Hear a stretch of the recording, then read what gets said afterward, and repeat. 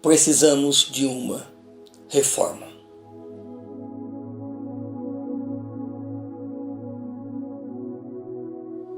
A situação do nosso país, do qual se encontra uma crise política, uma crise econômica, uma crise moral.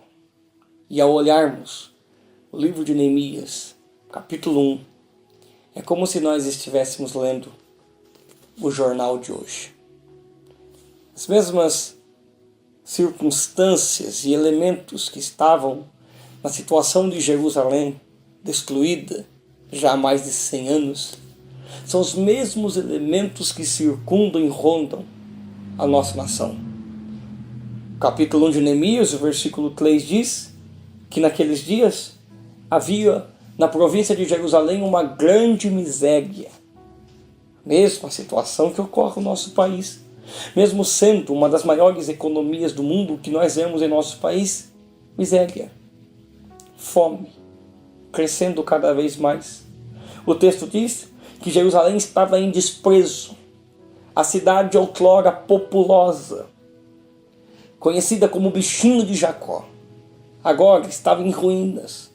A mesma situação da nossa nação, outrora em dias de glória, mas agora em desprezo, em vergonha, na sua corrupção e na sua ignomínia. O texto ainda diz que o muro de Jerusalém estava fendido. Isso indica uma falta de segurança, de proteção. Mesma situação da nossa nação. Não há segurança, não há proteção. Nós não nos sentimos seguros e confortáveis em andar em qualquer horário nas ruas. O texto diz que as portas de Jerusalém estavam queimadas. Isso indica que não havia mais uma organização. O nosso país e a nossa nação está desorganizado. E nesta situação e nesse cenário crítico, onde se precisa urgentemente de uma reforma, se aparece um homem com um elemento necessário para a reforma, que é a sensibilidade. Quem é ele? Neemias. Quem ele é? Copeiro do rei.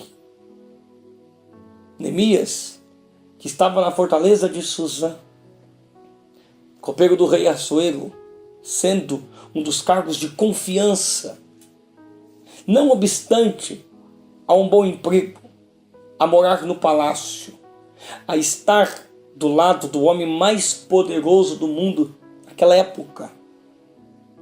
Quando ele ouve a situação de Jerusalém, o versículo 4 do capítulo 1 de Neemias diz que quando ele ouviu a situação, essa crise econômica, política, moral que estava a Jerusalém e que está a nossa nação, ele se assentou e chorou. O conforto do palácio não tirou a sensibilidade dele. Nós talvez estamos confortáveis demais nos nossos palácios, cultos, igrejas. O nosso pequenino conforto parece que já é o bastante para arrancar a sensibilidade dos nossos corações. Neemias estava no palácio, mas não estava insensível. E quando ele ouviu a situação dos seus irmãos, ele se assentou e chorou e lamentou. E não obstante, o texto diz que ele esteve jejuando e orando por alguns dias. Sempre pensei que alguns dias fosse apenas alguns dias, mas analisando o texto se percebe que ele começou a orar e jejuar no mês de Quisleu, que corresponde no nosso calendário os meses de novembro e dezembro. Mas ele vai ter uma resposta concreta da sua oração e do seu jejum apenas no mês de Nisan, que é o capítulo 2. E o mês de Nisan corresponde ao nosso calendário os meses de março e abril.